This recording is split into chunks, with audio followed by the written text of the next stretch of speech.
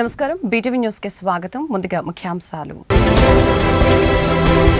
సభ్యత్వ నమోదులో టీడీపీ సరికొత్త రికార్డు సృష్టించిందని సీఎం చంద్రబాబు వెల్లడి. పార్టీ సభ్యత్వ సంఖ్య 73 లక్షలకు చేరుకుంటుందన్న ముఖ్యమంత్రి. టాప్ 5లో రాజంపేట, నెల్లూరు, కుప్పం, పాలకొల్లు, మంగళగిరి ఉన్నాయని వెల్లడి.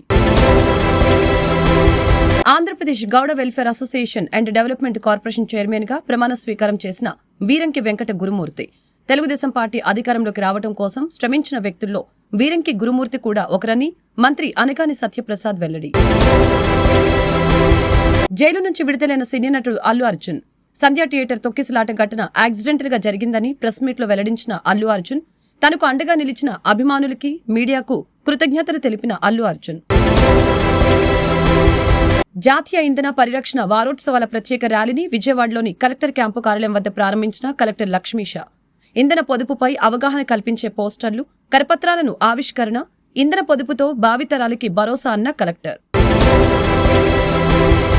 సభ్యత్వ నమోదులో టీడీపీ సరికొత్త రికార్డు సృష్టించిందని పార్టీ అధినేత ఏపీ సీఎం చంద్రబాబు నాయుడు తెలిపారు.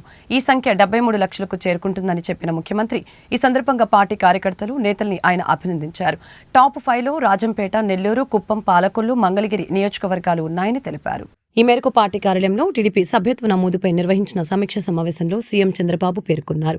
భారీగా కొత్త సభ్యత్వాలకి తోడుగా పెద్ద సంఖ్యలో యువత, మహిళల సభ్యత్వాలు నమోదైనట్లు చంద్రబాబు తెలిపారు. క్యాడర్ సంక్షేమంతో పాటు అందరి ఎదుగుదలకి ప్రణాళికల్ని రూపొందిస్తున్నట్లు చెప్పారు. పార్టీని బలోపేతం చేస్తూ ప్రజలకి సేవ చేస్తేనే రాజకీయాల్లో కొనసాగుతారని అన్నారు. పనితీరు ఆధారంగా గుర్తింపు ఉంటుందని, పార్టీ వల్లనే ఏ పదవైనా అని గ్రహించి ప్రవర్తించాలని చెప్పారు. కష్టపడనిదే ఏది రాదనే విషయం ప్రతి ఒక్కరూ గ్రహించాలని అన్నారు. ప్రజలు పార్టీకి సేవ చేయకుండా పదవులు ఇవ్వమనటం సరికాదని, కొందరు పదవులు వచ్చేశాయని పార్టీని నిర్లక్ష్యం చేస్తున్నారని చెప్పారు.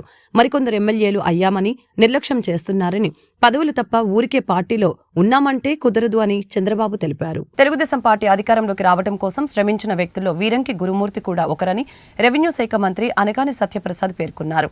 బీసీలను ఐక్యం చేయడంలో గురుమూర్తి పనిచేశారని చెప్పారు. అలాంటి వ్యక్తిని సీఎం చంద్రబాబు గుర్తించి కీలకమైన బాధ్యతలు ఇచ్చారని మంత్రి పేర్కొన్నారు. Andhra Pradesh Gouda welfare association and development corporation chairman గా వీరంకి వెంకట గురుమూర్తి ప్రమాణ స్వీకారం చేశారు. విజయవాడలోని లారీ ఓనర్స్ అసోసియేషన్ హాల్లో జరిగిన కార్యక్రమంలో రెవెన్యూ శాఖ మంత్రి అనగాని సత్యప్రసాద్, ఎమ్మెల్యే గద్దె రామ్మోహన్, ఇతర టీడీపీ నాయకులు పాల్గొన్నారు. ఈ సందర్భంగా మంత్రి అనగాని మాట్లాడారు. వీరంకి గురుమూర్తి పార్టీ కోసం ఎంతో కష్టపడ్డారని తెలియజేశారు.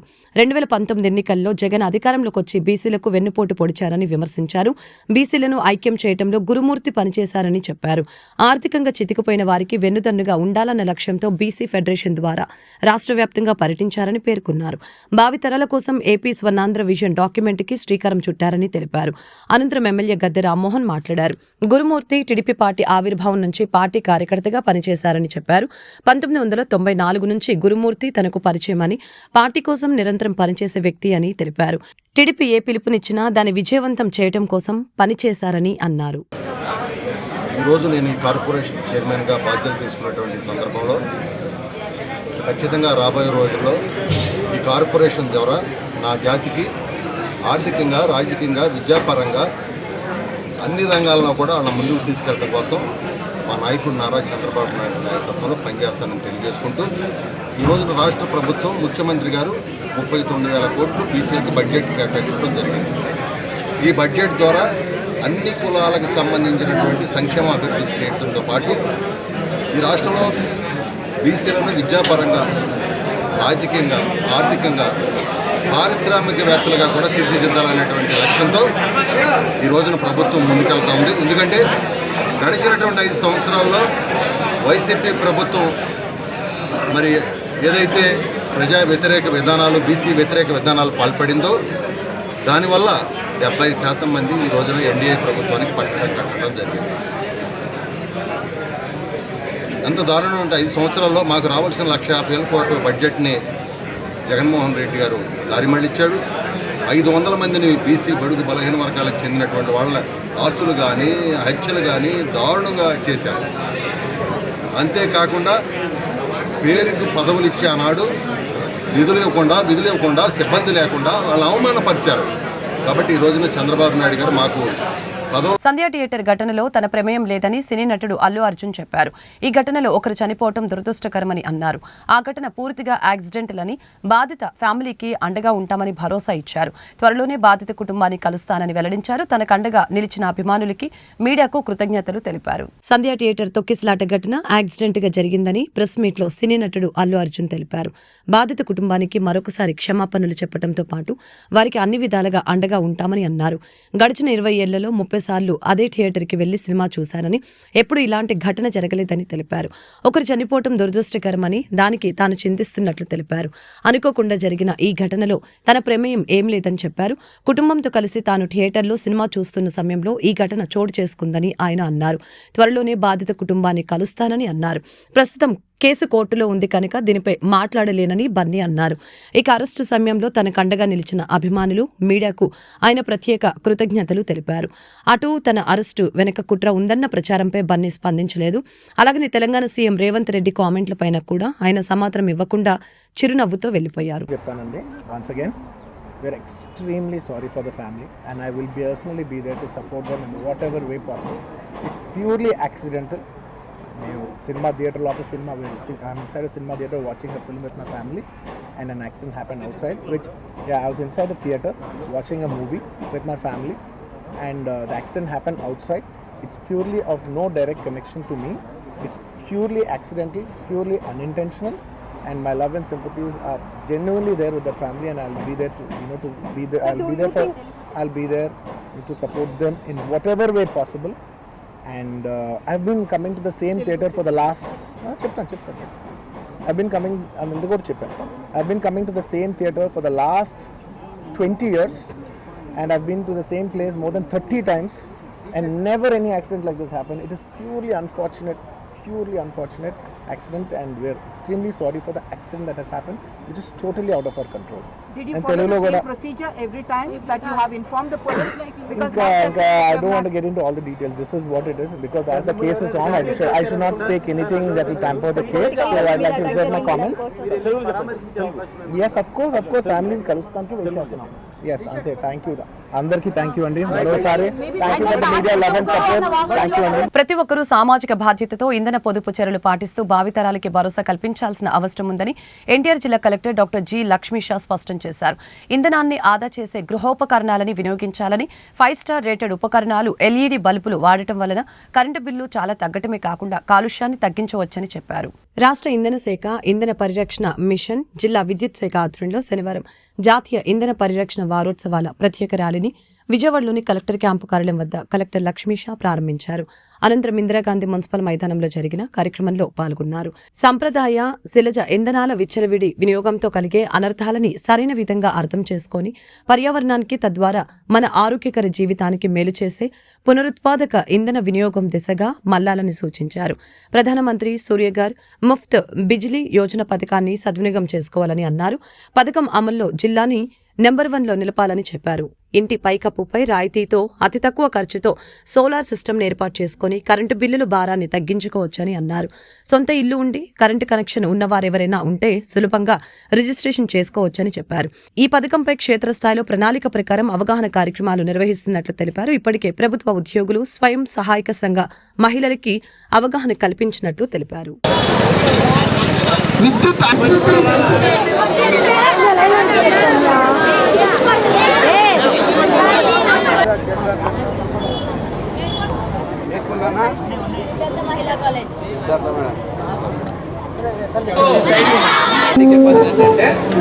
Star rating, electricity consumption star rating ఉన్నది, ఎక్కువ స్టార్ రేటింగ్ తీసుకోవాలని అన్నాను అని చెప్పాలి. అది కాస్ట్ కొంచెం ఎక్కువ ఉంటుంది, కానీ ఇక్కడ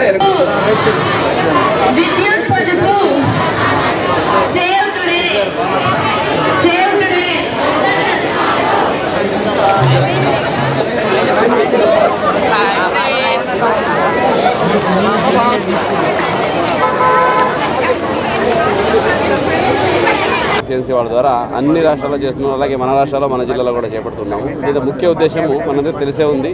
సో ఎలక్ట్రిసిటీ ఎంత ఇంపార్టెంట్ అనేది, దాన్ని పొదుపు చేసుకుంటూ వాడుకుంటే తప్ప అది మనకు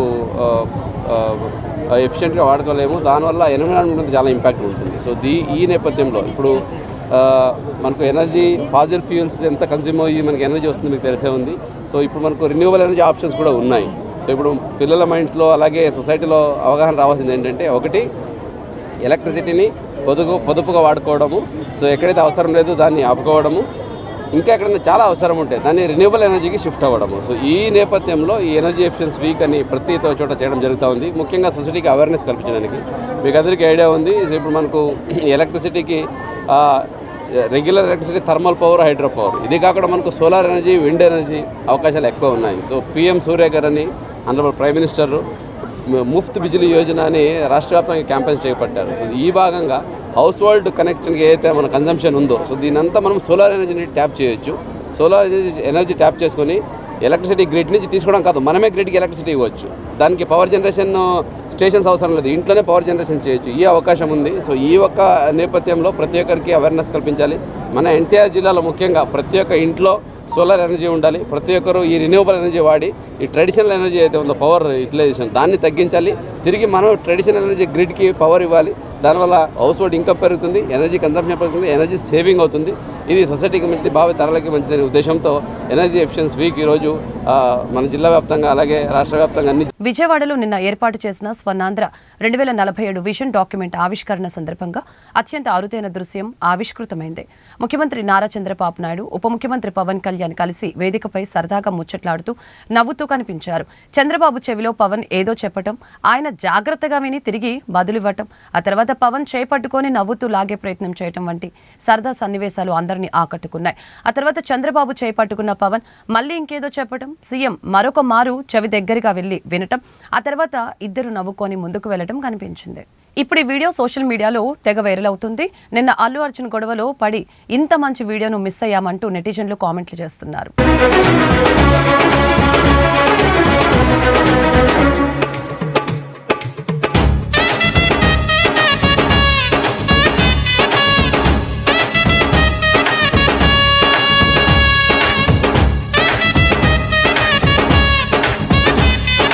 ఉమ్మడి ఉభయ గోదావరి జిల్లాల ఉపాధ్యాయ ఎమ్మెల్సీ ఉప ఎన్నికల స్వతంత్ర అభ్యర్థిగా విజయం సాధించిన బొర్రా గోపిమూర్తి ప్రమాణ స్వీకారం చేశారు. ఈ మేరకు వెలగపూడిలోని రాష్ట్ర అసెంబ్లీ భవన ప్రాంగణంలో శనివారం జరిగిన కార్యక్రమంలో శాసనమండలి చైర్మన్ కొయ్య మోషన్ రాజు ఆయనతో ప్రమాణం చేయించారు. అనంతరం బొర్రా గోపిమూర్తికి మండలి చైర్మన్ శుభాకాంక్షలు తెలిపి శాసన మండలికి సంబంధించిన నియమ నిబంధనలు, కార్యకలాపాల పత్రాలను అందజేశారు. ఈ కార్యక్రమంలో ప్రోగ్రెసివ్ డెమోక్రటిక్ ఫ్రంట్ ఎమ్మెల్సీలు K S Lakshmana Rao, I Venkateswara Rao, assembly secretary general Suryadevara Prasanna Kumar, ఉపాధ్యాయులు, నూతన ఎమ్మెల్సీ కుటుంబ సభ్యులు, అసెంబ్లీ సిబ్బంది తదితరులు పాల్గొన్నారు.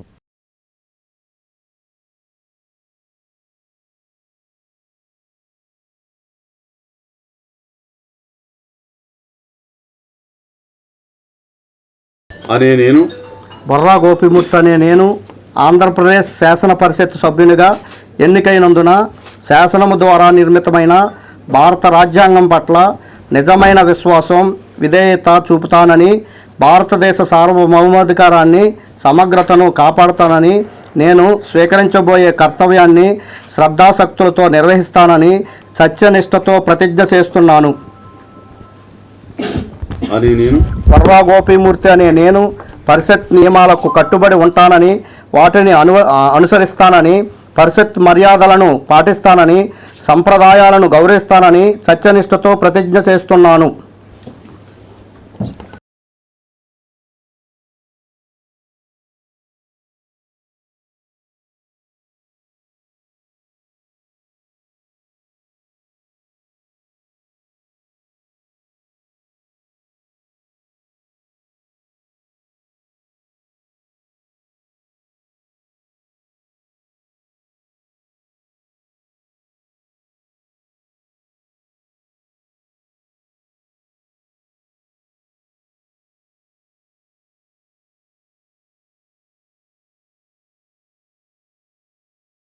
స్వర్ణాంధ్ర విజన్ 2047 డాక్యుమెంట్తో అమరావతి రాజధాని మహానగరంగా అభివృద్ధి చెందనుందని ఎమ్మెల్యే గద్దె రామ్మోహన్ పేర్కొన్నారు. ప్రతి ఇంటి నుండి ఒకరు పారిశ్రామికవేత్తగా ఎదిగేలా డాక్యుమెంట్లో రూపొందించారని ముఖ్యమంత్రి చంద్రబాబుకు ప్రజలు కూడా సహకారం అందించాలని సూచించారు. విజయవాడ తూర్పు నియోజకవర్గం 3వ డివిజన్ శ్రీ రామచంద్రనగర్ ఆయుష్ హాస్పిటల్ రోడ్డు చర్చి ఏరియాలో ప్రజా సమస్యలపై శాసనసభ్యులు గద్దె రామ్మోహన్ పర్యటించారు. అనంతరం ఇస్త్రీ బండ్లు, కూరగాయల బండ్లు పంపిణీ చేశారు. ఈ సందర్భంగా ఎమ్మెల్యే గద్దె మాట్లాడారు. ముఖ్యమంత్రి చంద్రబాబు స్వర్ణాంధ్ర విజన్ 2047 డాక్యుమెంట్ విడుదల చేశారని, 2047 నాటికి ఆంధ్రప్రదేశ్ స్వర్ణాంధ్రప్రదేశ్ కావాలని ఆకాంక్షించారని ఈ సందర్భంగా తెలిపారు. 2047 విజన్ ద్వారా అమరావతి విశ్వనగరంగా అభివృద్ధి చెందుతుందని ఆకాంక్షించారు. అభివృద్ధి వికేంద్రీకరణ ద్వారా అన్ని ప్రాంతాలు అభివృద్ధి జరుగుతాయని చెప్పారు. అనంతరం నాగార్జున కాలనీ అధ్యక్షులు సుబ్బారావు మాట్లాడుతూ ఎమ్మెల్యే గద్దె రామ్మోహన్ ఆధ్వర్యంలో 2 ఇస్త్రీ బండ్లు, మరొక 2 తోపుడు బండ్లు పంపిణీ చేశారని తెలిపారు.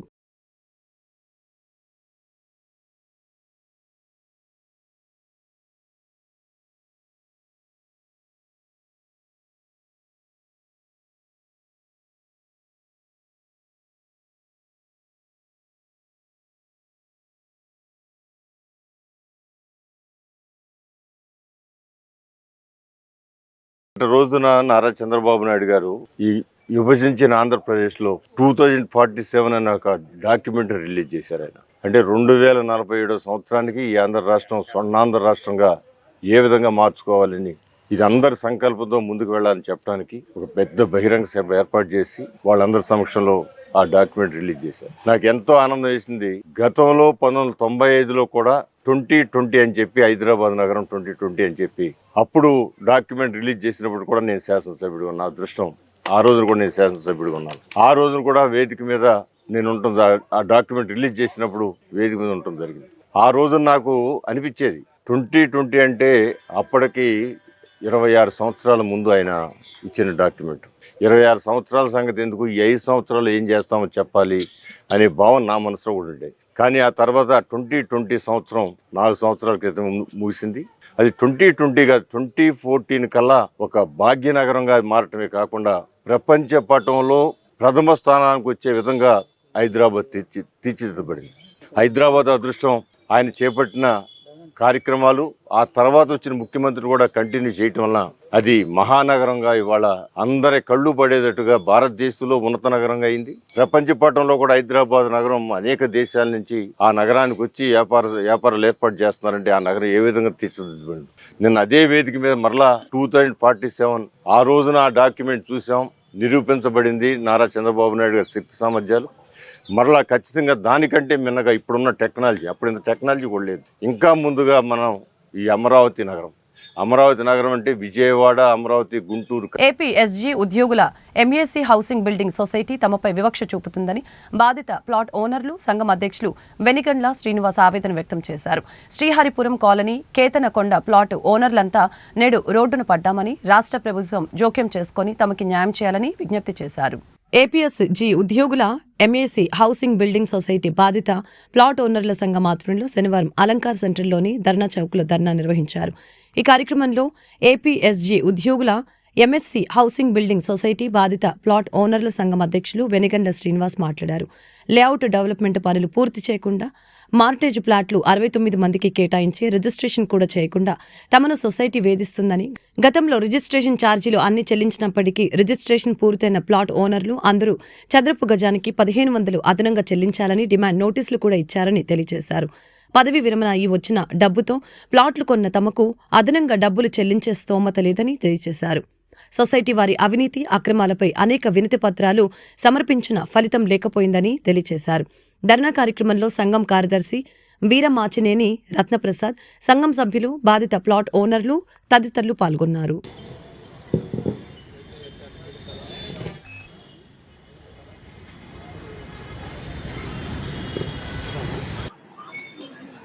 నా పేరు వి రత్నప్రసాద్ అండి. ఏదైతే కేతనకొండలో శ్రీహరిపురం గవర్నమెంట్ ఎంప్లాయీస్ కాలనీ ఏదైతే ఉందో ఆ కాలనీ ఏర్పాటు చేసినటువంటి అడ్డాల సుబ్బరాజు అండ్ విశ్వనాథ నాయుడు వారి ఆధ్వర్యంలో శిశు సంక్షేమ శాఖలో చేస్తున్నటువంటి ఒక 20 మంది కలిసి చేసినటువంటి ఆ వెంచర్ ఏదైతే ఉందో ఆ వెంచర్ లో బాధితులు అండి. మేమందరం బాధితులుగా 650 మంది బాధితులుగా ఏర్పడి ఒక అసోసియేషన్ ఏర్పాటు చేసుకున్నాం. మేము కూడా శ్రీహరిపురం వెల్ఫేర్ అసోసియేషన్ అని చెప్పి ఏర్పాటు చేసుకున్నామండి. ఇదంతా కూడా ఒక రియల్ మోసం.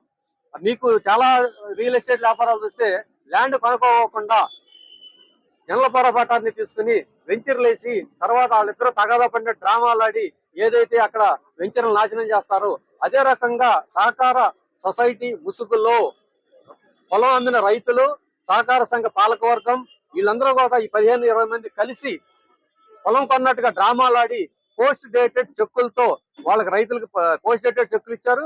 పొలం రిజిస్ట్రేషన్ జరిగింది, రైతులకు సభ్యులకు పొలం అమ్మేశారు, ప్లాట్లు అమ్మేశారు. సిఆర్డిఏ వాళ్ళు కూడా పర్మిషన్ ఇచ్చారు లేఅవుట్ కి. మాకు అందరికీ ప్లాట్లు అమ్మేసిన తర్వాత 2 సంవత్సరాలు పోయిన తర్వాత పొలం అమ్మిన రైతులకు డబ్బులు అందలేదు అనేటటువంటి కారణంతో రైతులు కోర్టుకు వెళ్లి స్టే ఆర్డర్ తెచ్చుకున్నారు. దగ్గర 43,000 చదరపు గజాలని వాళ్ళు స్టే ఆర్డర్ తెచ్చుకున్నారండి. ఇందుట్లో దగ్గర ఒక 100 మంది బాధితులు ప్లాట్లు కొన్నాళ్ళు కానివ్వండి, మార్టిగేజ్ ప్లాట్లు డెవలప్ అవుతాయి, రిలీజ్ అయిన తర్వాత మీకు అమ్ముతాను అనేటువంటి వంకతోటి 100 ప్లాట్లు వాళ్ళకి రిజిస్ట్రేషన్ జరగలేదండి. 650 ప్లాట్లు రిజిస్ట్రేషన్ జరిగినాయి. డెవలప్మెంట్ జీరో, ఒక్క పైసా కూడా డెవలప్మెంట్ జరగలేదండి. మొత్తం డబ్బులన్నీ అయిపోయినాయి. దగ్గర ఈ 655 మంది దగ్గర 150 కోట్ల రూపాయలు కలెక్ట్ చేసి డెవలప్మెంట్ లేకోకుండా ఈ రోజున వెల్ఫేర్ అసోసియేషన్ ప్రెసిడెంట్ గా ఉన్నాను. ఇప్పటి వరకు చెప్పిన మా సెక్రటరీ రత్నప్రసాద్ గారు చెప్పిన పాయింట్స్ అన్ని కూడా కూలంకుషంగా చెప్పారు. ఆయన అన్ని కరెక్ట్ విషయాలు అవి. గత 20 నెలల కాలంగా ఎన్ని రకాలుగా ఎన్నో సార్లు ఈ కోఆపరేటివ్ డిపార్ట్మెంట్ ను కానీ అలాగే మిగతా వాళ్ళని కానీ ఎంత ప్రొసీడ్ అయ్యి అన్ని వినతి పత్రాలు ఇచ్చినా కూడా ఒక్కదానికి స్పందన లేదు. అలాగే ఇప్పటికి మేము మన ముఖ్యమంత్రి గారు శ్రీ నారా చంద్రబాబు నాయుడు గారికి ఒక వినతి పత్రం ఇవ్వడం జరిగింది, పవన్ కళ్యాణ్ గారికి ఇవ్వడం జరిగింది, అలాగే కొల్లు రవీంద్ర గారికి ఇవ్వడం జరిగింది, తర్వాత నారా లోకేష్ గారికి కూడా ఇవ్వడం జరిగింది. ఇవన్నీ కూడా మేము ఇచ్చినవి మళ్ళీ ఈ కోఆపరేటివ్ డిపార్ట్మెంట్ కావచ్చు వాళ్ళు మళ్ళా మమ్మల్ని పిలిచి విచారణ చేస్తున్నారు. దానివల్ల ఉపయోగం లేదండి. ఈ సొసైటీ మీద ఇప్పుడున్నటువంటి ప్రభుత్వం ఏ ప్రభుత్వం మీద అయితే మాకు నమ్మకం ఉందో ఆ ప్రభుత్వం వారు గట్టి చర్యలు తీసుకోవాలంటే ముందుగా దాన్ని పూర్తిగా ఫారెన్సిక్ ఆడిట్ చేయించాలండి. ఆడిట్ చేపించి దానిలో జరిగిన గోల్మాల్ దాదాపు 45-50 కోట్ల రూపాయల గోల్మాల్ జరిగింది. అది కనపడతాన్ని పూర్తిగా కళ్ళకి, కానీ ఏం జరగలేదని అబద్ధం చెప్తున్నారు. దాని మీద వాళ్ళు ఆడిట్ జరిపించి సివిల్ అండ్ క్రిమినల్ చర్యలు తీసుకోవాలని మీ ద్వారా ముఖ్యమంత్రి వర్యులు శ్రీ నారా చంద్రబాబు నాయుడు గారిని, ఉప ముఖ్యమంత్రి వర్యులు పవన్ కళ్యాణ్ గారిని, లోకేష్ గారిని కోరుతున్నామండి. అలాగే ఇప్పుడు మీరు చూస్తున్నటువంటి ఈ వ్యక్తి లంకపల్లి సాయి శ్రీనివాస్ గారు, ఈయన ఎస్టీయూ రాష్ట్ర లీడర్ గారు, అలాగే ప్రస్తుతం ఫ్యాప్టో చైర్మన్ గా ఉన్నారు. ఈయన ఇంకొక వాళ్ళ యొక్క ఈయనతో కలిసి కడపలో జరిగినటువంటి హౌస్ బిల్డింగ్ సొసైటీ స్కామ్ లో ఉన్న టీచర్లకి వాళ్ళకి న్యాయం చేకూర్చాలి అని చెప్పి వినతి పత్రం ఇస్తున్నారండి. ఇక్కడ వినతి పత్రం ఇస్తున్నారు. మరి చిత్ర పరిశ్రమలో పనిచేయాలని ఉత్సాహంగా వచ్చే చాలా మందిని మోసగిస్తూ రకరకాల బూటకపు వాగ్దానాలతో మోసం చేస్తున్నారని ఫిలిం ఛాంబర్ ఆఫ్ కామర్స్ నాయకులు స్పష్టం చేశారు. పుట్టగొడుగుల్లో రకరకాల కార్మిక సంఘాలు సొసైటీల పేర్లతో స్థాపించి వారి స్వలాభాల కోసం అమాయకులైన సినీ కార్మికులను మోసం చేస్తున్నారని చెప్పారు. ఎవరు మోసపోవద్దని ఫిలిం ఛాంబర్ ఆఫ్ కామర్స్ దానికి అనుబంధంగా ఉన్న 24 సంఘాల ఫెడరేషన్ మాత్రమే గుర్తింపు పొందిందని వివరించారు. విజయవాడలో Telugu film chamber of commerce, Telugu film and digital industry employees federation సంయుక్త ఆధ్వర్యంలో తెలుగు ఛాంబర్ ఆఫ్ కామర్స్ హాల్లో శనివారం మీడియా సమావేశం నిర్వహించడం జరిగింది. ఈ సమావేశంలో ఫిలిం ఛాంబర్స్ ఆఫ్ కామర్స్ అధ్యక్షులు భరత్ భూషణ్, ప్రధాన కార్యదర్శి దామోదర్ ప్రసాద్, ప్రొడ్యూసర్ సెక్టార్ ప్రధాన కార్యదర్శి J సాంసరావు, Alankar Prasad పాల్గొనగా film federation ప్రధాన కార్యదర్శి అమ్మిరాజు, కోశాధికారి వి సురేషు, ఉభయ తెలుగు రాష్ట్రాల కన్వీనర్ వెలంకే శ్రీనివాసు తదితరులు పాల్గొన్నారు. ఈ సందర్భంగా వారు మాట్లాడారు. ఆంధ్రప్రదేశ్ రాష్ట్రంలో పుట్టగొడుగులాగా రకరకాల కార్మిక సంఘాలు సొసైటీల పేర్లతో స్థాపించి స్వలాభాల కోసం అమాయకులైన సినీ కార్మికుల వద్ద నుంచి కార్డులు ఇస్తామని, ఇల్లిప్పిస్తామని రకరకాల డబ్బులు వసూలు చేసి అందరినీ మోసం చేస్తున్నట్లు మా దృష్టికి వచ్చిందని చెప్పారు. అలా ఎవరు మోసపోవద్దని సూచించారు. బూటకపు కార్మిక సంఘాల వలన ఆంధ్ర రాష్ట్ర ప్రజలు మోసపోవద్దని, త్వరలో ఆంధ్ర రాష్ట్ర ప్రభుత్వాన్ని సంప్రదించి ఇక్కడే స్కిల్ డెవలప్మెంట్ వర్క్ షాపులు కూడా ప్రారంభిస్తున్నామని తెలిపారు. 12-13 వేల మంది వర్కర్స్. రాష్ట్ర విభజనకు ముందు AP film chamber of commerce అనేది మాతృ సంస్థ.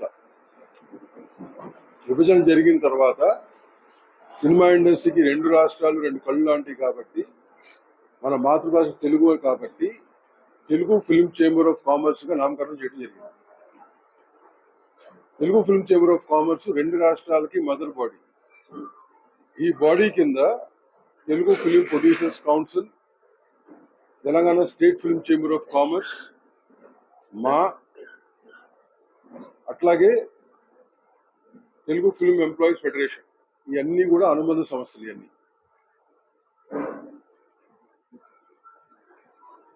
ఇది హైదరాబాద్ హెడ్ ఆఫీస్గా వర్క్ చేస్తుంది. విజయవాడ ఒక బ్రాంచు, వైజాగ్ ఒక బ్రాంచు, తిరుపతి ఒక బ్రాంచు ఈ సంస్థకు ఉన్నాయి తెలుగు ఫిల్మ్ చేంబర్ ఆఫ్ కామర్స్కి. సో విభజన జరిగిన తర్వాత నుంచి కూడా ఏపీ మన తెలుగు ఫిల్మ్ ఫెడరేషన్ ఎంప్లాయీస్ వారు ఆంధ్రప్రదేశ్లో రిజిస్ట్రేషన్ చేయడం జరిగింది. కానీ ఇంకా కొంత టెక్నికల్ రీజన్స్ వల్ల యూనియన్ రిజిస్ట్రేషన్స్ ఇంకా పెండింగ్ ఉన్నాయి, అవి జరుగుతున్నాయి ఇప్పుడు. ఇది బ్రీఫ్గా దీని హిస్టరీ. ఈ మధ్యకాలంలో ఏమైందంటే చాలా మంది సొసైటీలు రిజిస్టర్ చేసి ఫెడరేషన్ అని చెప్పో లేకపోతే యూనియన్లు అని చెప్పి చాలా చోట్ల రిజిస్ట్రేషన్ చేసి ఆంధ్రప్రదేశ్లో సినిమా ఇండస్ట్రీ తరఫున మక్కువ ఉన్న వాళ్ళు, టెక్నీషియన్స్ కానీ, ఆర్టిస్టులు కానీ, జూనియర్ ఆర్టిస్టులు కానీ, అట్లాగే వివిధ విభాగాల వాళ్ళు ఎవరైతే ఇంట్రెస్ట్ కృష్ణ గారికి మరియు దామోదర్ ప్రసాద్ గారికి, అలాగే మా అనుపమ రెడ్డి గారికి, రామశివరావు గారికి,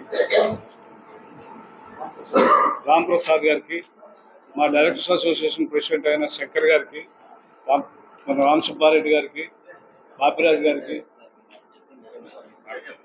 ఇక్కడ వచ్చిన వాళ్ళందరికీ కూడా వైజాగ్ నుంచి, రాజమండ్రి నుంచి వచ్చిన వారందరికీ, హైదరాబాద్ నుంచి నా హృదయపూర్వక నమస్కారాలండి.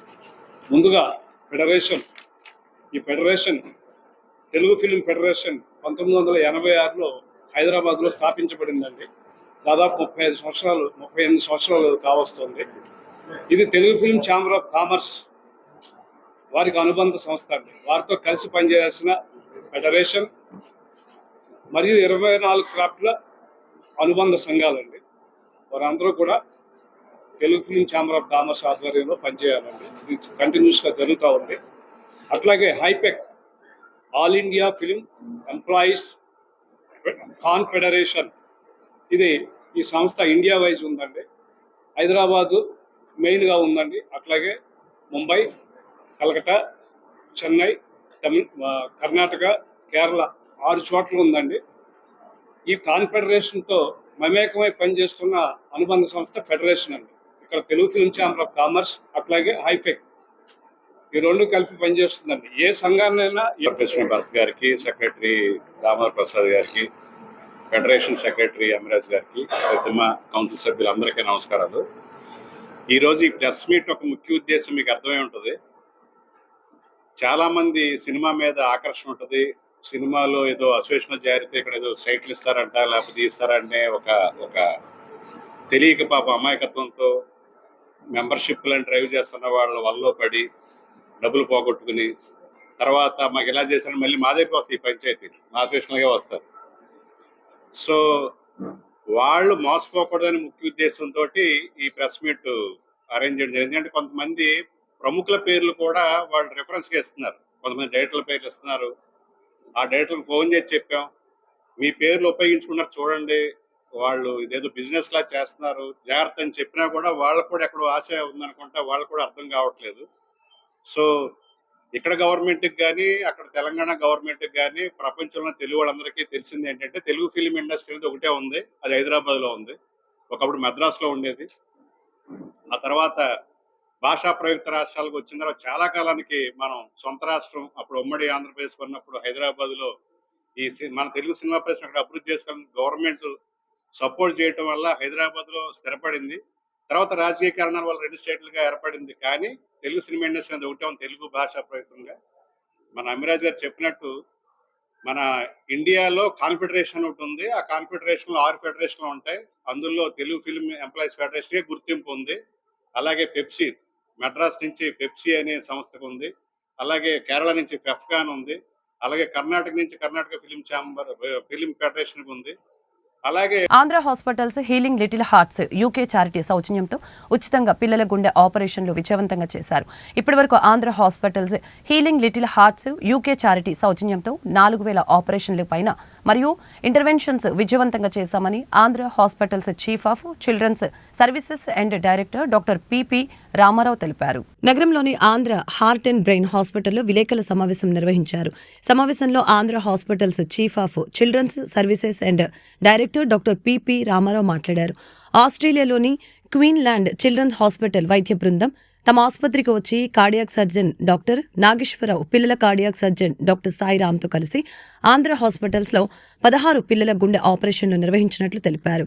గత 10 సంవత్సరాల నుంచి ఇప్పటి వరకు 33 సార్లు ఆంధ్ర హాస్పిటల్కి వచ్చి పిల్లలకి గుండె సర్జరీలు విజయవంతంగా చేసినట్లు తెలియజేశారు. మున్ముందు కూడా ఈ రకమైన గుండె ఆపరేషన్లు ప్రతి 2-3 నెలలకు ఒకసారి ఆంధ్ర హాస్పిటల్స్కి వచ్చి చేయనున్నట్లు తెలిపారు. ఆంధ్రప్రదేశ్లో అత్యధిక పిల్లల కార్డియాక్ సర్జరీలను నెలకి 50 నుంచి 60 ఆపరేషన్ల చొప్పున సంవత్సరానికి 600 పిల్లల గుండె ఆపరేషన్లు చేస్తున్నట్లు తెలిపారు. ఇప్పటివరకు 4,000 ఆపరేషన్లకు పైన మరియు ఇంటర్వెన్షన్ విజయవంతంగా చేశామని తెలిపారు. అంటే మనం ఇక్కడ మీట్ అవ్వడానికి రీజన్ ఏంటంటే చిల్డ్రన్ హార్ట్ సర్జరీస్ క్యాంపు మనం గత 10 సంవత్సరాల నుంచి చేస్తున్నాము. We started in 2015. ఈసారి కూడా Andhra hospitals children's heart institute, heart and brain ఇన్స్టిట్యూట్లో children's heart institute in association with healing little hearts UK charity టీంతో కలిసి ఇది క్యాంప్ అది చేశాము. ఇది గత 10 సంవత్సరాల నుంచి ఈ చిల్డ్రన్ హార్ట్ సర్జరీస్ క్యాంప్స్ చేస్తున్నాం అన్నమాట. ఇది 33వ క్యాంపు. సో ఇప్పుడే వాళ్ళతో హీలింగ్ లిటిల్ హార్ట్స్ యూకే వాళ్ళతో మాట్లాడుతుంటే ఇంతవరకు ఇన్ని నెంబర్ ఆఫ్ ఫ్రీ క్యాంప్స్ మన కంట్రీలో కానీ వాళ్ళు వేరే చోట్లకి వెళ్ళి వేరే కంట్రీస్లో కూడా చేస్తున్నారు క్యాంప్స్. అవి ఇంత నెంబరు ఇంతమందికి ఆపరేట్ చేయటం అనేది ఎక్కడా చేయలేదు. సో ఆంధ్ర హాస్పిటల్స్లో మన చిల్డ్రన్స్ హార్ట్ ఇన్స్టిట్యూట్లోనే చేశామని ఇప్పుడే చెప్తున్నారనమాట. సో బేసిక్లీ ఈ క్యాంప్లో మెయిన్గా యూకే నుంచి ఆస్ట్రేలియా నుంచి team of doctors, cardiac surgeons, doctor Nelson garu, doctor Alexander and other team members, cardiac ఇంటెన్సివిస్టులు, నర్సెస్, సో అందరూ ఆస్ట్రేలియా నుంచి వచ్చారు. ఈసారి ఎక్కువ సార్లు యూకే నుంచి వస్తూ ఉంటారు, ఈసారి మాత్రము ఆస్ట్రేలియా నుంచి వచ్చున్నారు. Queensland hospital, Queensland children's hospital from Australia. So వచ్చి మా టీంతో కలిసి Andhra hospitals cardiac team led by doctor Nageswararao, doctor Sairam, and then మా పీడియాటిక్ కార్డియాలజిస్ట్ మీ అందరికీ తెలిసిందే it's doctor Vikram Kudumala. So other team members, paediatric intensive care team doctor Umashankar, of course our senior cardiologist Dr. Sriman Narayan. What Dr. Nelson Alfonso just said, it's been an absolutely fantastic week here, and I think the most striking thing for me was just how well the team worked together and what a fantastic facility you have here to actually facilitate cardiac surgery, complex cardiac surgery. The nursing staff upstairs, absolutely amazing to work with, but just to see the expertise that's here, which is not a given, to see the expertise from cardiology, cardiac surgery, anesthesia, nursing team has really been very humbling because it's at a very, very high level, and I think that should be recognized actually how special that is, that you have a facility here that can do such complex surgery, which is very, very difficult to do and needs a lot of people to work together to facilitate all that. So thank you very much for the hospitality. I would be keen to be back, just like Nelson has said. It's been a really, really nice visit here. The hospital that has the best infrastructure that I have been, where you can actually do complicated work. In most of the other places I have been, you have to do the most straightforward operations, but here actually you can do everything. Yesterday we operated a 3 kilogram baby, which is usually considered to be complicated. And also it's important to note that the amount of surgery that you do here is more than is more than the amount of surgery that we do. Cardiologist అంటే చిన్నపిల్లల గుండె జబ్బులు చూస్తూ ఉంటాను. మీ ద్వారా ఒక 2 things I want to pass. మేము అంటే సంవత్సరానికి రామారావు గారు చెప్పినట్టు 600 ఆపరేషన్లు ఇంటర్వెన్షన్స్ చేస్తూ ఉన్నాము సంవత్సరానికి.